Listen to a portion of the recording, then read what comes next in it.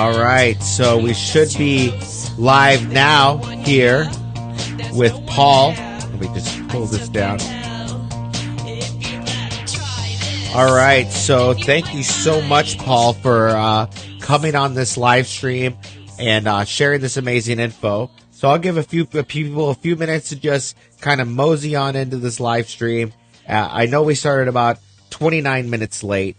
That we had some technical difficulties. We're still getting the hang of it. This is all new technology, but I was able to keep Paul here. He's a very busy man, so it's very, very important to put down all the stuff that you're doing.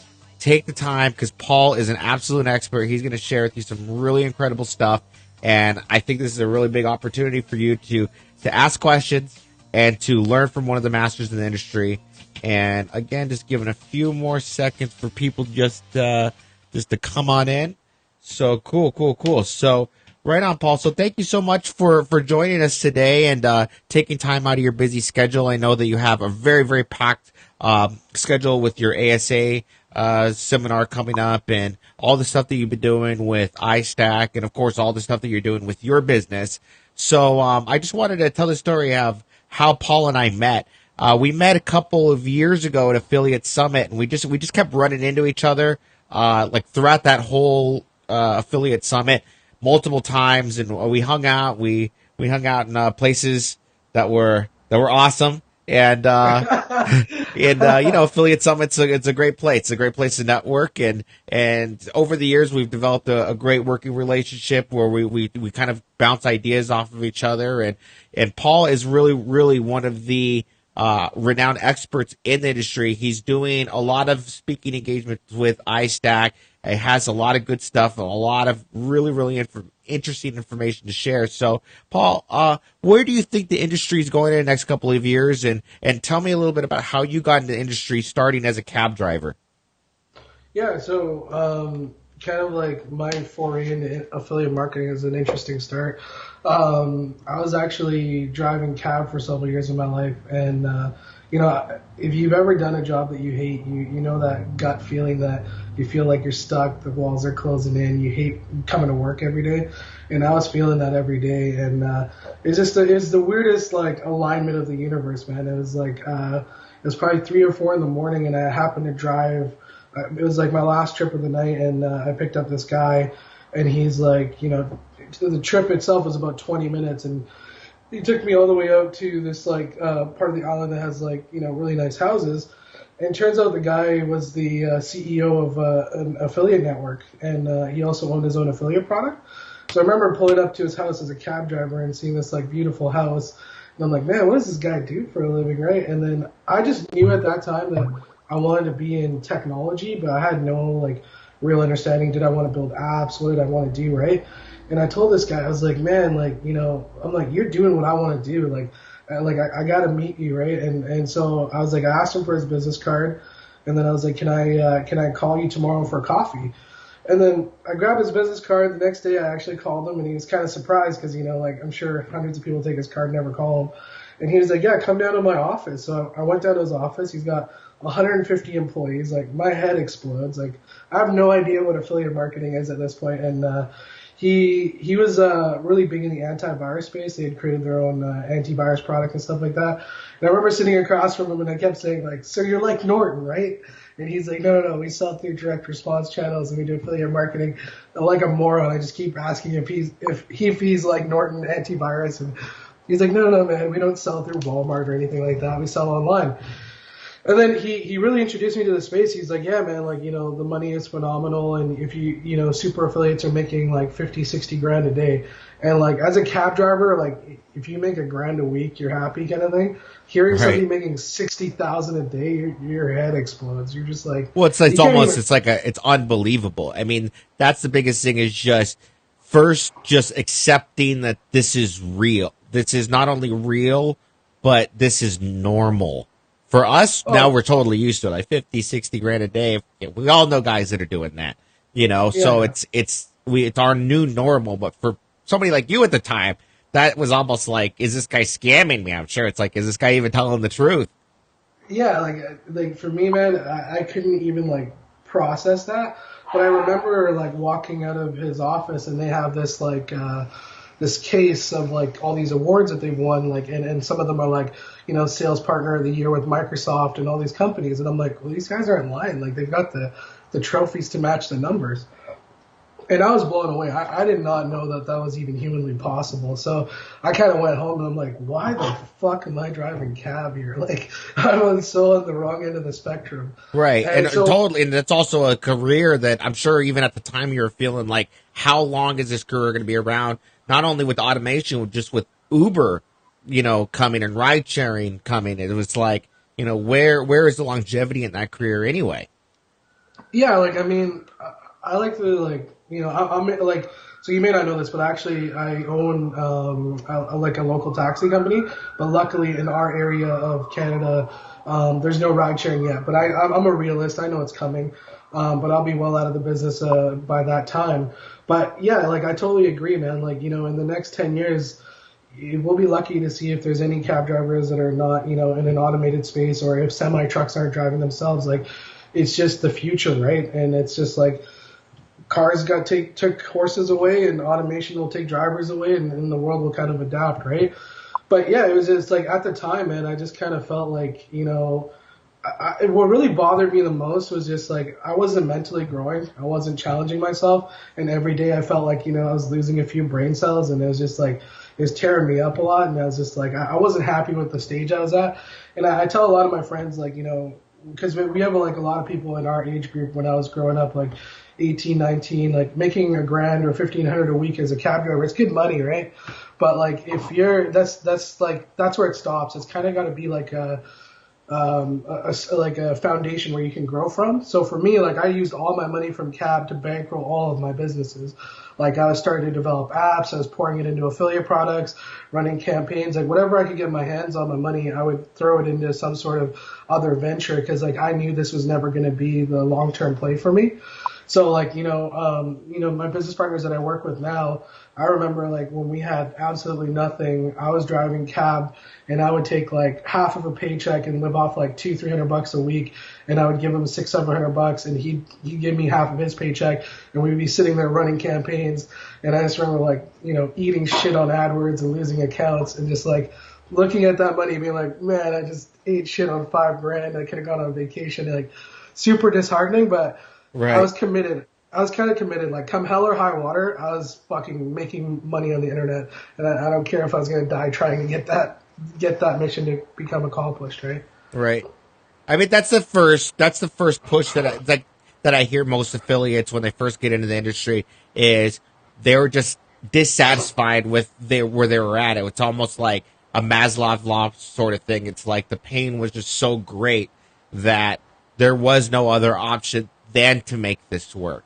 So that's a very, very common theme that I hear among successful online marketers.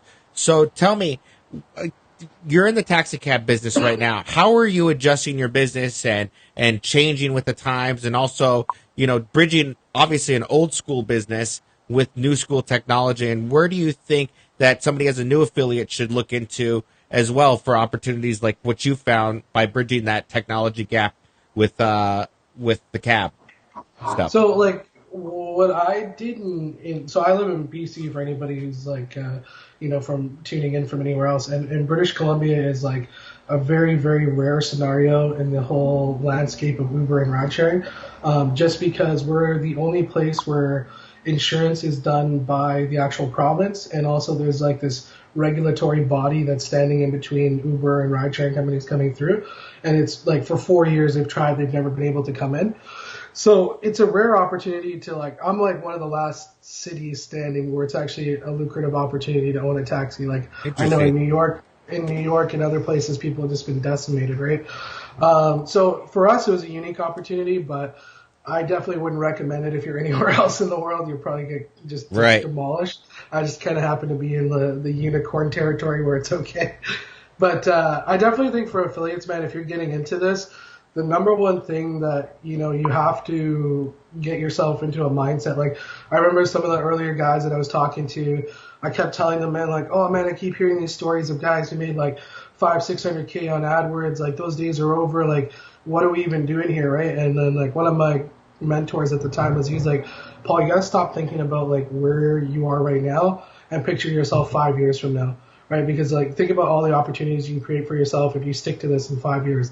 You can't. He's like, you can't cry about spilt milk, man. He's like, the 1, 2 cent, 3 cent days of AdWords ain't coming back. So you got to adapt and figure out what the opportunities between now and the next 5 years are. And I hear that all the time. It's like, well, did I miss the good old days, the cheap clicks before the competition happened? And you know what?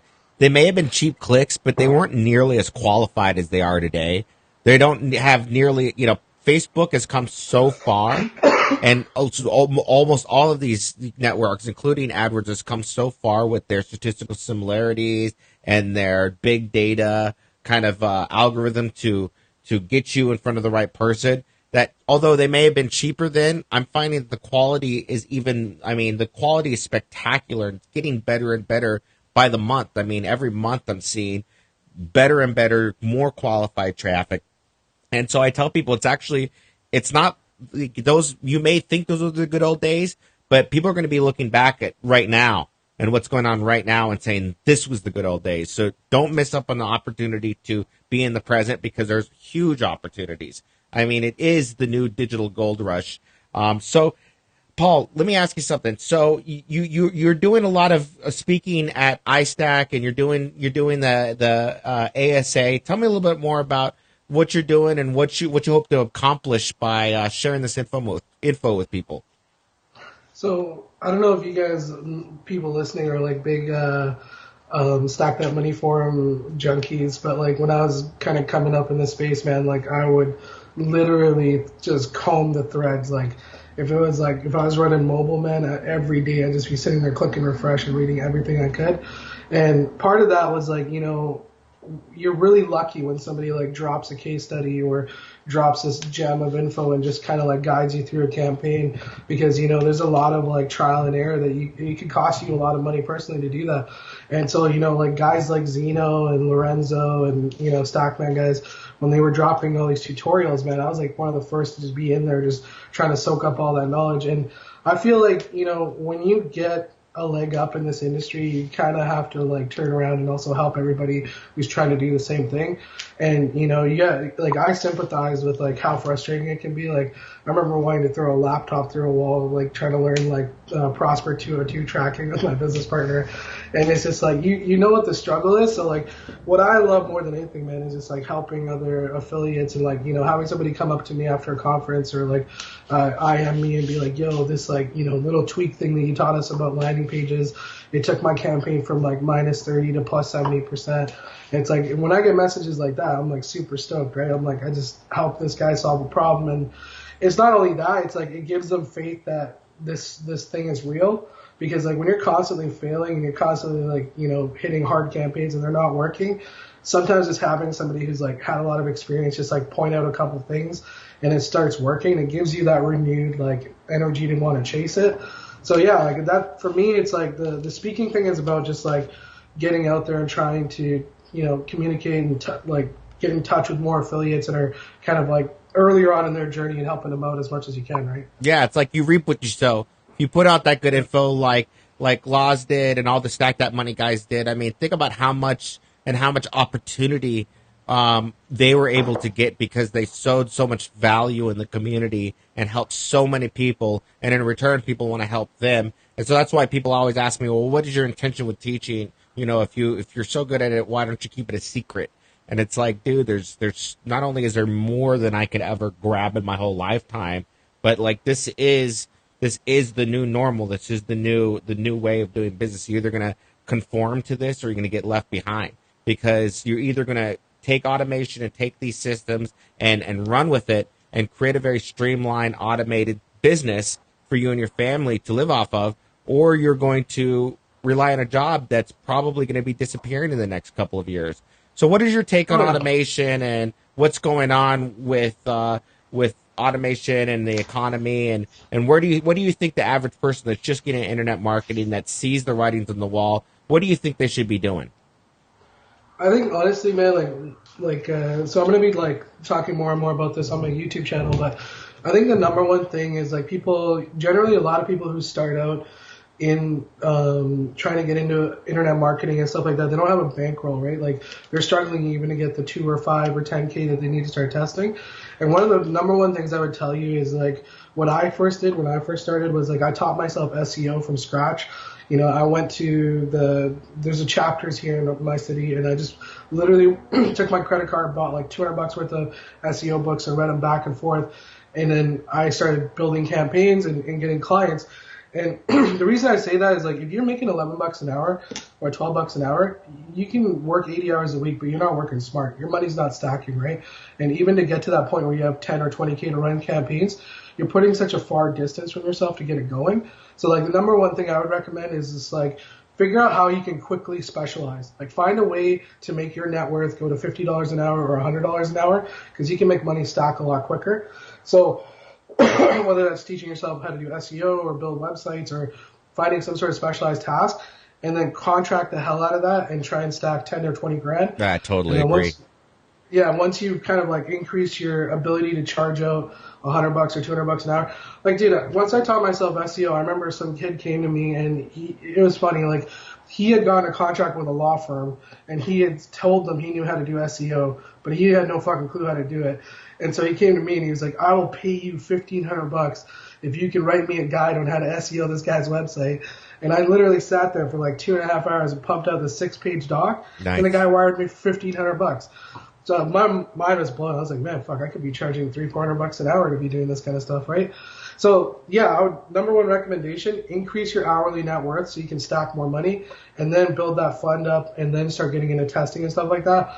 But before you even begin your first campaign or anything, spend as much time learning as possible. And like Ronnie's going to teach you a lot of great stuff, copywriting space, learning campaigns. Like I've seen, Ronnie doesn't know this, but I stalk a lot of his videos quietly on YouTube. So like I'm a big fan of his copywriting and a lot of the campaigns he runs. And what you want to do is just like, you know, these kind of like courses and stuff, they may seem expensive, but you're going to end up wasting a lot more money burning through campaign data if you aren't willing to invest in a little bit of education. So, you know, vet the sources you're getting them from, but invest in a little bit of education.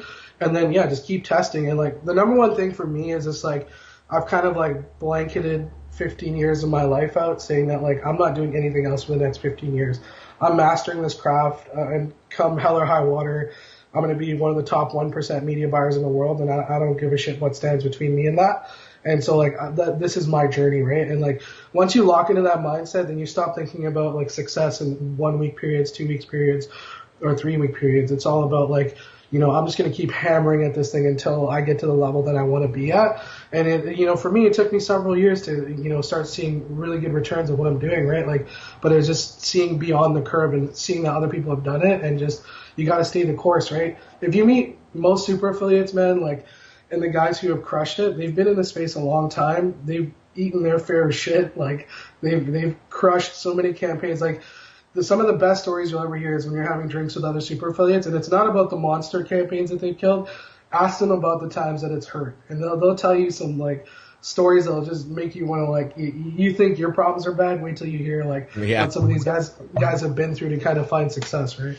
Yeah, totally agree. And you know, going back to, if you're working that low-wage job and you really don't have that extra money to put aside towards advertising, not only specializing and really finding your place in this industry, because not everyone's going to be the best copywriter, not everyone's going to be the best media buyer, not everyone's going to be the best business development guy, not everyone's going to... There's so many different niches and opportunities within internet marketing that the best thing to do is, like you said, specialize. And you're going to find that if you get good and really specialize in what you find your talent is, you're going to be able to partner up with that person with money. That person with money and a bankroll will find, you know, you'll find that person if you stay consistent and persistent enough. There's enough people out there with money that, you know, are looking for a good copywriter, or looking for a good web tech person, or looking for a good media buyer, or looking for all these other things that you can specialize in and partner with.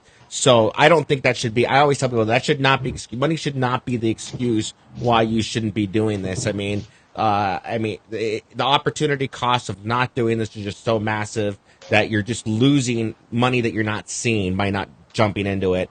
And so, tell me, Paul, where do you think? I mean, obviously, you see all the Black Hat guys. For those of you who don't know what Black Hat is, it's these campaigns that are against terms of service and privacy violations. Where do you see the industry going in that regards? White Hat versus Black Hat. That's kind of the big struggle in the industry. And there's the people that are firmly planted on the White Hat side. There's obviously the people firmly planted on the Black Hat side. Where do you fall in that debate? Yeah, so I think so. There's like a couple different aspects to this.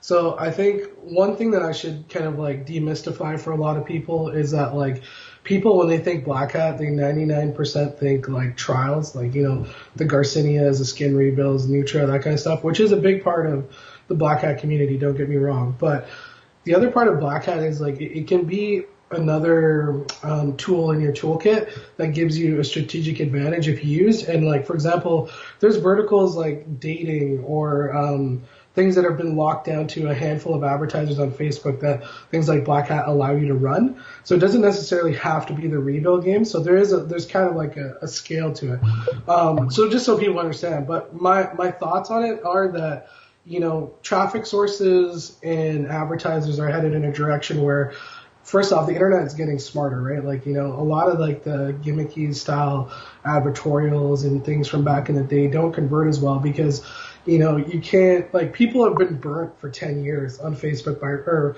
like since the ad platform's been around, they've been burnt by rebuilds and all these things.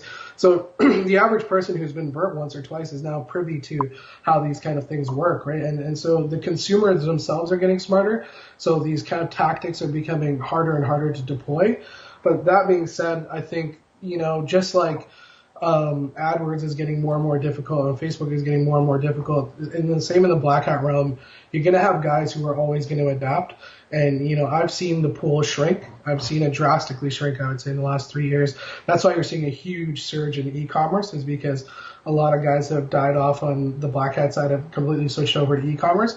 I think the few guys left standing are going to have a lucrative, run at it. But I do think in 2018, we're only a few notches away from Facebook making a serious dent in Black Hatters. Like, if they really wanted to put their foot on their throat, they could really do it. But my personal opinion is that Facebook has done a good enough job right now that they have so many other like political and issues that they're trying to deal with. Like, their number one priority isn't just Black Hatters. They've got so much pressure to deal with this political bullshit that's going on and all these other factors that are leaning on their business. So I think they've dealt with it to the best of their abilities right now, and they're handling other parts of the business. Good answer. So Jason Moore just asked, how do you go about choosing your first niche? So the niche, but assuming you mean your first niche. What would be your strategy if you're just getting into the industry, choosing your first niche to get into? I think if you're going to choose your first niche, you have to look at stuff. First off, I look for stuff that's evergreen because you don't want seasonal offers. Like right now, like in 2017 during Christmas time, you'll see stuff like Santa letters and all these kind of offers show up on the affiliate networks. You don't want to spend your time honing your skills running that because by January that thing's dead. So you want to pick stuff that's evergreen. Like lead gen offers are really good. E-commerce is a really good place to focus, but you want to find stuff you can run year round. The other thing is you want to find offers that have been proven historically by other affiliates. Like you want to find offers where other affiliates are doing 10K, 20K days because it's just evidence that that formula, that business model is continuing to work. And I would like focus on talking to affiliate networks and I would pick like, your traffic source first off, and then I would pick one of the top tier affiliate networks to work with. And then reach out to them and just be like, okay, what's your top revenue offers? How long has this offer been going on? How many affiliate pubs are actually pushing it? Do your due diligence and see if you can jump in there and compete. Yeah, that's good. I also, I'll add a little extra to that. For me, I have a set of guidelines that I look at before I go into a vertical. Number one is I want there to be a big, obvious pain point. So, I don't want to be the guy selling the Nerf gun. I want to be the guy selling the tactical flashlight. You know what I mean? Because it's much easier to sell something that has a pain point attached to it. Like, let's say, for example, like eczema medication or diabetes, a diabetes supplement, or that's why weight loss is always consistently a high performer because there's an obvious, pain point. So the next thing I look at is I'm in lead gen. I personally like lead gen, but I don't like to charge the consumer. I like to charge a business. But that's where a lot of people differ in the industry. This is just what I like to do. And then I like it to be scalable. So I like large, big, like debt, stuff that is huge, big, that I can scale to the moon, something that's I'm only going to make $1,000, $2,000 a day to before I start hitting serious scale issues. So those are the things that I go into. And you made a great point, Paul, by finding stuff that has historical data that shows that people are consistently doing $10,000 a day. And people may say, well, does that mean that it's oversaturated? Not necessarily. Actually, that means that there's money in the industry, and all you have to do is be higher than the average. So my grandpa once told me, if you're being chased by a bear, you don't need to run faster than the bear. You just need to run faster than the person running next to you. So, that's always been my motto, my go-to motto, because I realize, if there's people doing very, very well, I just have to be above average. That means my copy has to be above average, my formatting and the way it looks has to be above average, and the media buying has to be above average. Which, if you're educated and you're passionate and you keep informed, that's actually fairly easy to do in internet marketing. So I'm going to see. Do you guys? Go ahead. I'm just going to speak to that a little bit. So the other thing I was going to say is that, like, because something is popping off and it's working and it's doing volume, it shouldn't scare you. Just to give you an example, like if a vertical is doing, 10,000 or 20,000 a day, and your affiliate manager says this is killing it, like, you just got to get creative about how you're going to approach it, right? Like, figure out, okay, is this guy running on AdWords? Do I have an opportunity to run this on Bing or a different search platform? Has this guy conquered GDN? Has he run it on native? Is there direct site buys I can do? Like, can I tackle this from a different angle? Or you could even be like, okay, well, if this guy's got this working formula here, let me see if I can find the same offer in a different geo, get everything translated, and I'm going to just jump over on search and, run this exact same copy in Brazil. And right. Like, it's just about finding an approach, right? Like, if you try and go head to head with the guy, you guys are going to be splitting the pot a little bit. But if you can actually figure out a way to, find maybe a blind spot this guy hasn't figured out, or a traffic source he's not paying attention to, like right now, a lot of like affiliates are so heavily focused. Like, it's crazy. Like, every year there's a shiny object syndrome with traffic sources, and Facebook's kind of been the poster child for the last couple of years. And 2 years before that, it was native, and it's always something, right? And it's like people get attracted to these traffic sources because they're sexy and they're in the moment.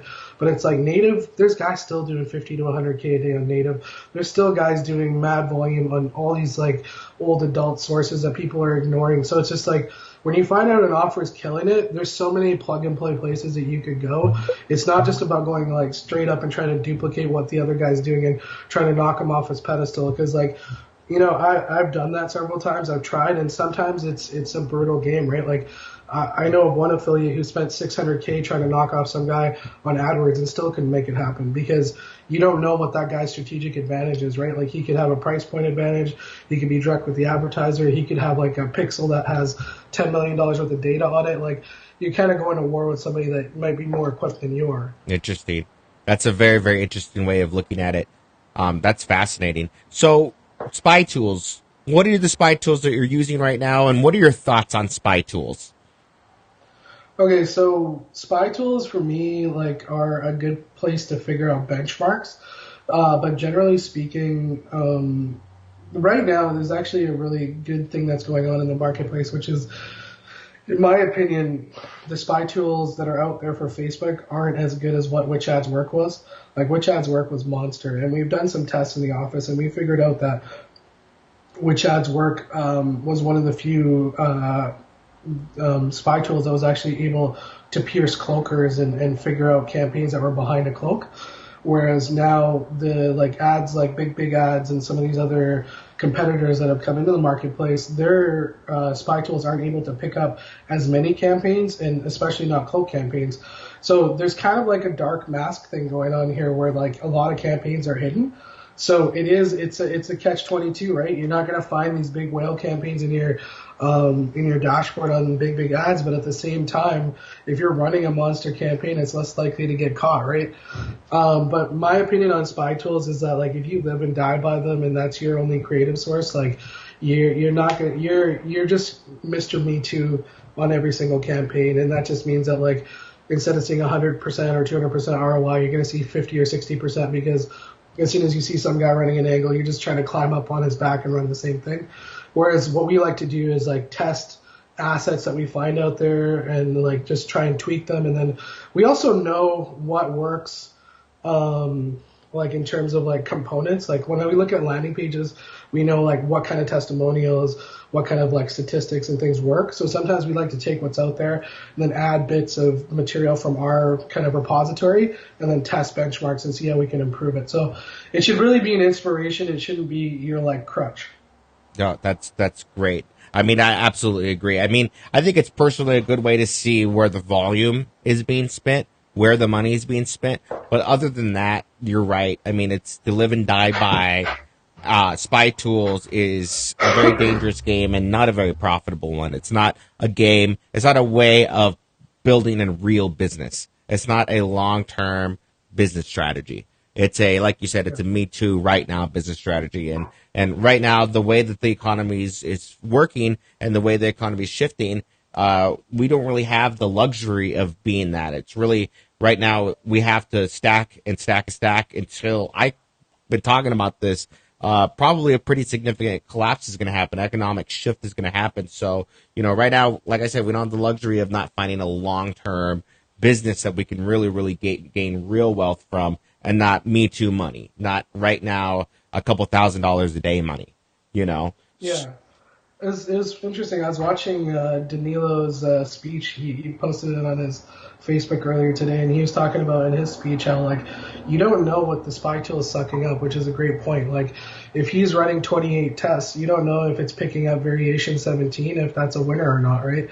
And so that's the other thing, too, is it's like we have this, like, kind of rose-colored glasses approach to spy tools where you think, oh, if it got caught in this thing, it must be good, right? But you don't know where that thing could be eating shit compared to, like, the 16 other landing pages that are in rotation that the guy's testing, right? So I think, yeah, like Spy Tools, like for us, like one of the biggest benefits Spy Tools has provided is doing like a broad, kind of like casting a broad net and figuring out kind of like cool new verticals that are spooling up. And then I can be like, oh, hey, look, like, in this region, this kind of vertical is starting to bubble up. Let's investigate this and see if we can crush this, right? And so I think like where some affiliates find and where we found a lot of success is trying to catch something before it blows up.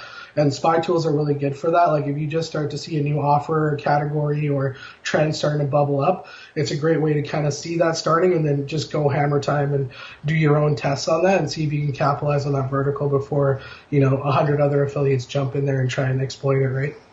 Right. And that's actually a good point. Should you be scared of 100 affiliates coming in and kind of ruining the market? I get that a lot. It's like, well, what if I monetize this? It's just a matter of time before all the pirates come out and just steal all my copy and steal all my vertical. What is your take on that? I think, it's getting more and more competitive, but it's also like lazy affiliates are the ones who drown fastest, and it's because like the guys that I know that have been in the industry and like succeeding for 4 or 5 years, they're like split test masters. They're always writing new shit. They're always testing new stuff. It's the guys who just like, when their copycat Me Too methods don't work, they get exhausted. And then once their copying doesn't work, they're just like, they don't know what to do. Whereas like the guys who are succeeding, like they're kind of blinders on. They know they got competition, but they're not sitting on their laurels. It's just like, boom, boom, boom, keep split testing, keep going. Like, and that's the other thing too, right? Like, I learned this the hard way is just like, when you have a winner, that doesn't matter. It's just like kind of like Steve Jobs' approach to like crushing it with iPhone and just like continuing to put product after product after product out. You can't just sit there and have like a 10-year party because you crushed it with iPhone. Like it's irrelevant. Keep moving. Like, and especially in our business, it's like you can't stop to celebrate a monster campaign. You got to keep building on top of that because you don't know when that thing's going to die out. Totally. And that's like one of the things we're going to talk about at AWA is like I want affiliates to stop thinking about $250,000 campaigns as one monster campaign and start thinking about them as like 15 or 20 collective campaigns that you can actually build a foundation on. Because when you try and ride monster campaigns, it's like trying to build a sandcastle on quicksand. The second you try and build something, the floor is like dropping from beneath you. Whereas if you focus on building a portfolio, it's like you could come to work, you look at your volume, and you have 25 campaigns up. Even if 3 of them died, yeah, you took a bit of a chip in your revenues, but it's like you and your team can have the rest of those campaigns replaced by the end of the day and keep moving, right? And so you feel this gradual progression of like actually succeeding, whereas like the other side of the business feels like you're fucking constantly slipping on a treadmill, right? You're just like, every time you sprint, you just feel like you're smashing your face into the treadmill again. Totally. So I completely agree. Let me ask you, Paul, is your team virtual, or do you have an office that you go into? So right now we have an office out of an area near in Victoria called Uptown. It's by Uptown Mall. So we have 3 or 4 people that work here in the office, and then we have about 6 or 7 people that work remote, and then we have about 3 or 4 contractors that come in and out of the office. But we're actually exploring getting like a proper like glass office and everything downtown. But the hesitation for us has just been like, I don't know, it's kind of like the Facebook house out here, right? Like we love having like the ability to just walk into each other's rooms and write stuff on the wall. And like, I love the synergy of being able to just bounce ideas off each other, because that's where we found some of our biggest gems, is just like, just accidentally striking a conversation up and building up an idea. Yeah. Yeah. That's a good point. My team is mostly virtual, and I definitely see the ups and downsides of it, and which is interesting. I'm seeing a lot of the bigger super affiliates go towards having the building, having the more traditional business facing, look. And it's kind of interesting how the industry went from, idolizing the guy in flip flops and a sandals to like, whoa, we're actually a real industry. Like we got to start maybe perhaps acting like, a real multi-million-dollar business, and in some cases hundreds of millions of dollars or more, and they're still on their laptop and flip-flops, Yeah. No, I think it's what's interesting is like society is starting to learn how to respect people for their skill set instead of their appearance, because like, you can judge a guy for coming into your office in flip-flops and a hoodie, but if he can spank you on Facebook ads, you should probably hire him. Oh, yeah, totally. Well, cool. I really appreciate you hopping on. It's been 40 minutes, and if you guys have any questions, here's the time to ask the question while we're still here, and I'll give that a few minutes. And dude, thank you so much for doing this and taking the time. And while you're here, tell people where they can find you at Affiliate Summit Asia, and what you're doing, and how they can get more connected with you. Yeah, for sure. So you can look me up on Facebook. My Facebook profile is going to be either under Paul J or Paul Jayapal. I just launched a YouTube channel, so watch out for that. We're going to be dropping a lot of content. I'm going to be doing a lot of stuff around affiliate marketing, but also like escaping the 9-to-5 grind and getting into like an internet marketing business. Also going to be interviewing a lot of other affiliate friends of mine and bringing in some really cool people for you guys to kind of listen to their stories. I'm going to be speaking at AWA 2017 in Asia. So the talk is going to be about how to build, like kind of like how we talked about, like the real mechanics behind building 250K campaigns and how to structure that, how to go about that, and like how to remove the volatility out of your business and build a really sustainable, high cash flow business that will allow you to invest in a lot of other things. And then I'm going to leak out some tips and tricks on Facebook, like a lot of stuff that we use in-house to kind of like build up monster campaigns. And we'll get into some of like, the creative tricks and a little bit of landing page hacks and stuff like that. So yeah, it should be really good content. And I'm also going to be working with the iStack team and Eric over at iStack for the Facebook Mastery Live, where I'll be speaking for the second time. I did it in Berlin earlier this year, had really good response. And I'm just going to be bringing the same type of heat, a couple more tricks, a couple more tips, hopefully get you guys doing some big campaigns. That's awesome. Well, thank you so much again. And I'm not going to be able to make it out to ASA, but I'm actually not even going to be at ASW. Are you going to ASW? Man, it's not going to be the same not running into you in Paris. Oh, yeah, man. I know, dude. But next year we'll run into each other. And again, thank you again. I can't thank you enough. I know that I've been begging and asking. And again, thank you for taking time out of your day. And until next time, life is too short to get rich slow. Take it easy, guys. All right. Thanks, Ronnie. All right. Bye-bye.